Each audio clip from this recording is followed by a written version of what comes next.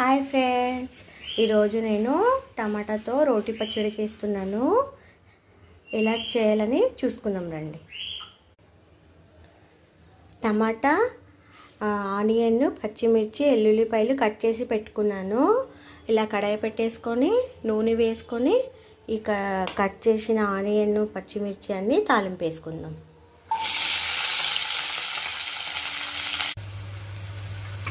ఇలా బాగా మగ్గనివ్వాల. మగ్గినాక కొద్దిగా జీరాలు వేసి అలా ఫ్రై చేసేసి పక్కన తీసుకొని టమాటా వేసుకుందాం.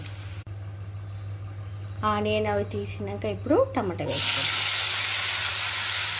టమాటా వేసి బాగా ఫ్రై చేసుకొని మగ్గనిద్దాం. ఆనియన్, పచ్చిమిర్చి, ఎల్లుల్లిపాయలు అన్నీ ఫ్రై చేసుకున్నాను కదా, ఇట్లా రోల్లో వేసి రుబ్బుకుంటున్నాను. ఇలా బాగా సన్నగా అయ్యే వరకు దాన్ని రుబ్బుకోవాలి ఫ్రెండ్స్. ఇది నాకు మా అత్తమ్మ కొనిపించింది. ఈరోజు నాకు బాగా జలుబు పట్టేసింది. అందుకోసమే పండు మిరపకాయలు కనిపిస్తే టమాటా పచ్చడి చేసుకుందామని చేసుకుంటున్నాను. ఇది బాగా సన్నగా అయ్యే వరకు ఇలా రుబ్బుకోవాలి.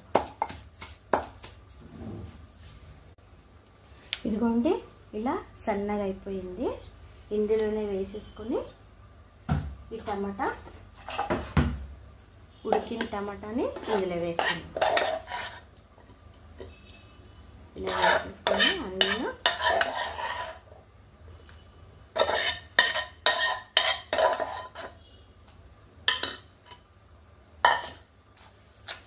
ఆనియన్, పచ్చిమిర్చితో పాటు ఈ టమాటా వేసేసుకొని ఇలా నూరుకుంటే టమాటా పచ్చడి చాలా బాగుంటుంది.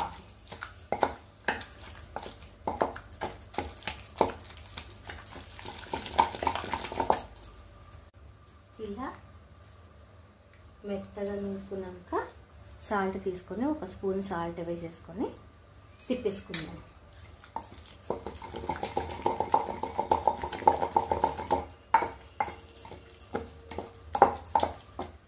చూడండి, మెత్తగా అయిపోయింది టమాటా అంతా.